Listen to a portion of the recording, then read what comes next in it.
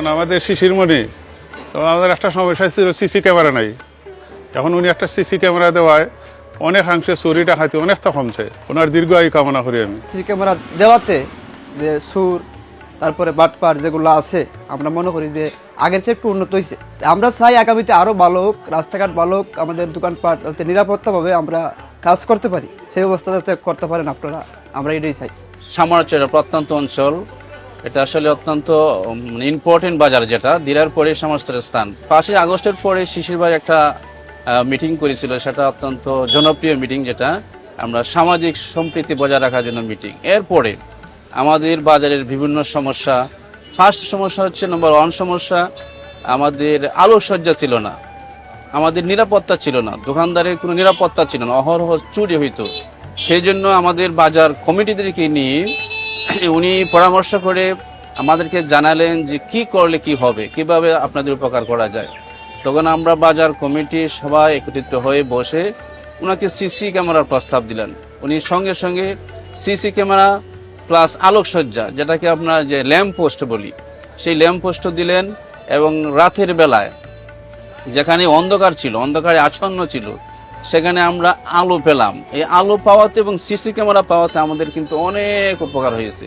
কীভাবে উপকার হয়েছে আমরা দেখি যে রাত্রের বেলায় আমরা যদি রোডে হাঁটি, রাস্তাঘাটে হাঁটি, তখন সিসি ক্যামেরা একটা অফিস আছে সেখানে বাসে।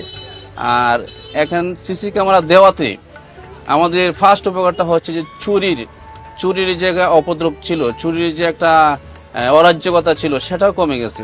প্লাস মাদকাসক্ত অনেক মানুষ মাদকে আসক্ত হয়ে মদ খাওয়ার পরে, গাঁজা খাওয়ার পরে রাস্তা দিয়ে চলাফেরা করতো। এখন এই সিসি ক্যামেরার বই, ল্যাম্প পোস্টের বই আর চলাফেরা করে না।